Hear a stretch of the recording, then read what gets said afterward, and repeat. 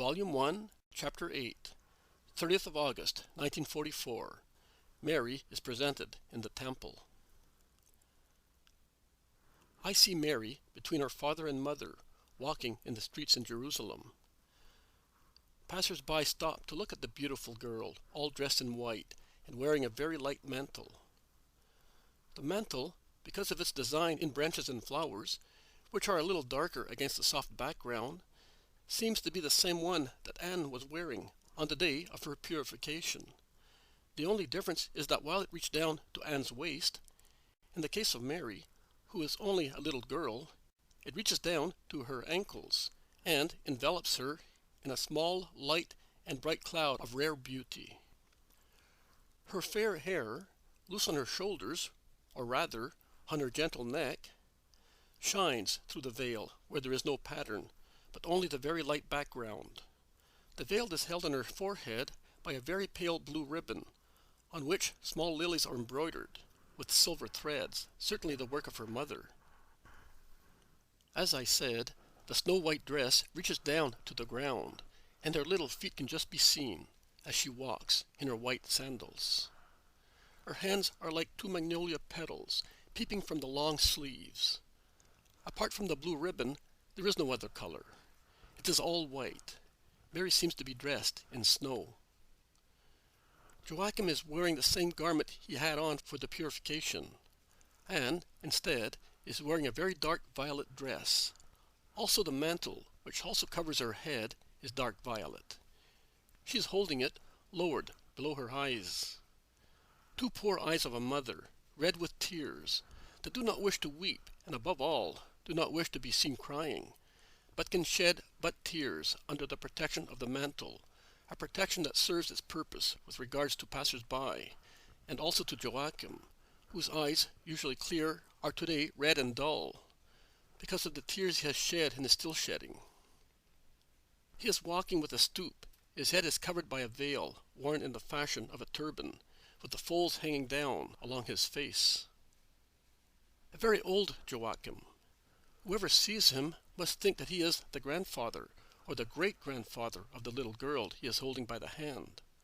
The pain of losing her causes the poor father to drag his feet, and he is so weary that he looks 20 years older. He is so sad and tired that he looks like an old, sick man. His mouth trembles slightly between the two wrinkles that at the sides of his nose are so deep today. They are both endeavoring to conceal their tears. But if they are successful with many people, they are not with Mary, who, because of her height, sees them from below, and lifting her head, looks at her father and mother alternately. They make an effort to smile at her with their trembling mouths, and they hold her tiny hand tighter every time their little daughter looks at them and smiles. They must be thinking, "There, a smile to be seen, one time less." They proceed slowly, very slowly. They seem to be wishing to protract their journey for as long as possible. Everything serves as a pretext to stop. But a journey must come to an end, and this one is about to end. Up there, at the top of this last stretch of road, there are the temple walls. Anne utters a groan and holds Mary's hand tighter. "Anne, my dear, I am here with you," a voice utters coming out from the shade of a low arch built over a crossroads. And Elizabeth, who was waiting for them, approaches her and embraces her. And since Anne is crying, she says, "Come into this friendly house for a little while. Then we shall go together. Also Zacharias is here."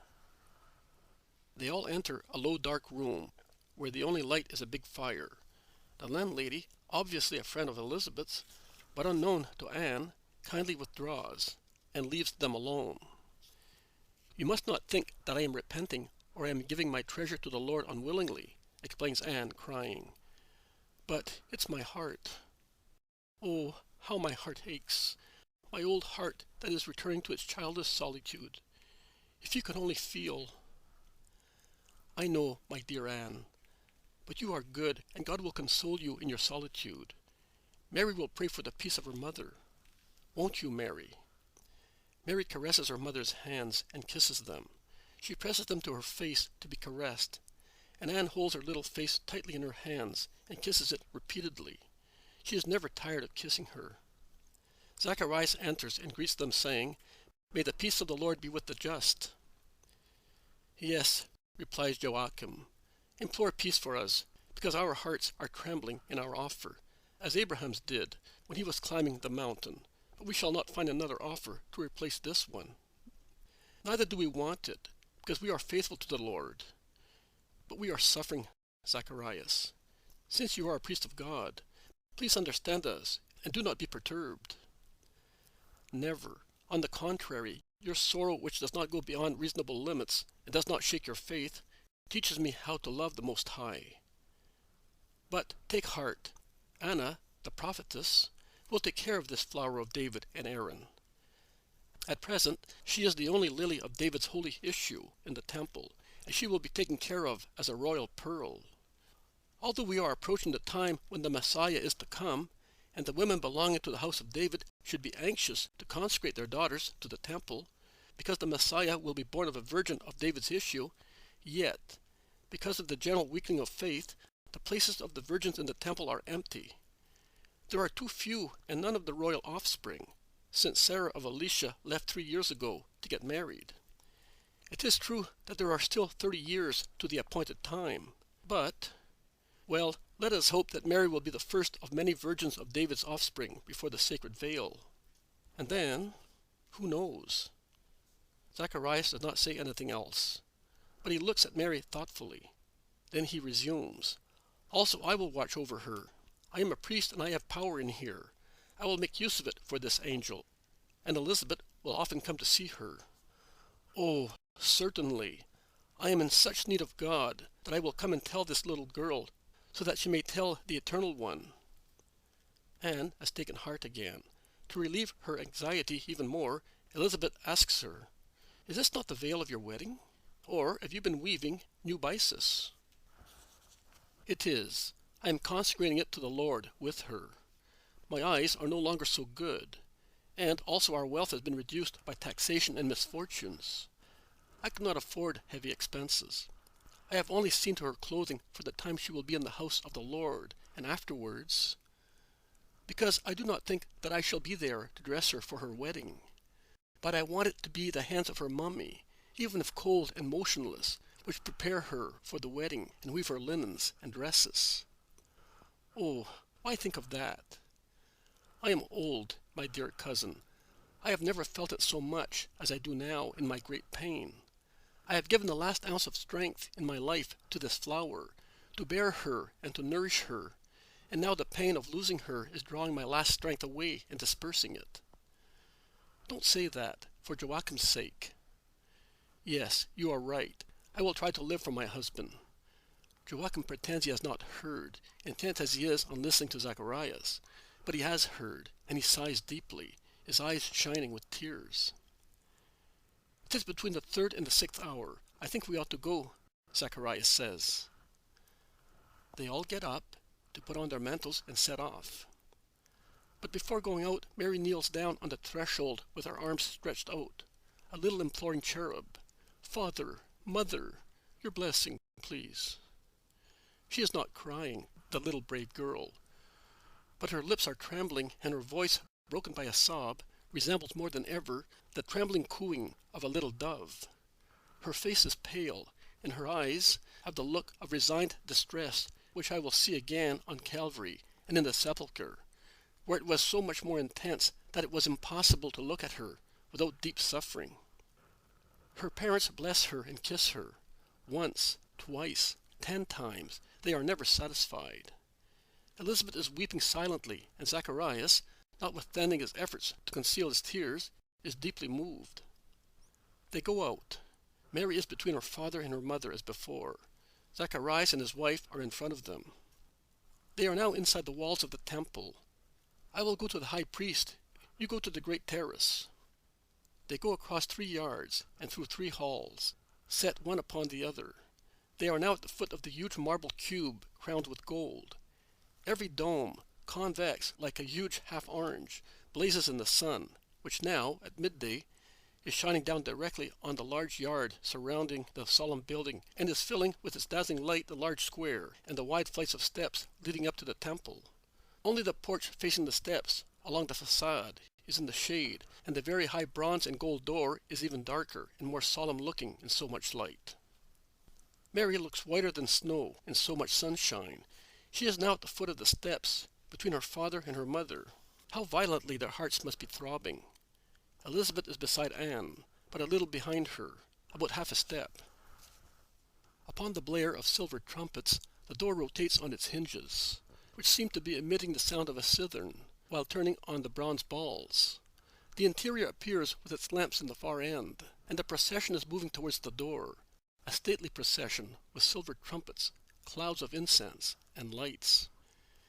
It is now at the threshold, in front of the high priest, a stately old man, dressed in very fine linen, and wearing over his linen dress a short linen tunic, and on top of it a kind of chasuble, something multicolored between a chasuble and a deacon's vestment. Purple and gold, violet and white alternate and sparkle like gems in the sun. Two real gems are shining more brightly at the top of his shoulders. Perhaps they are buckles with their precious settings. On his breast there is a large metal plate shining with gems and held by a gold chain. Pendants and trimmings gleam on the hem of his short tunic, and gold shines above his forehead on his mitre. That reminds me of the mitre worn by Orthodox priests, a mitre shaped as a dome instead of being pointed like the Roman Catholic one.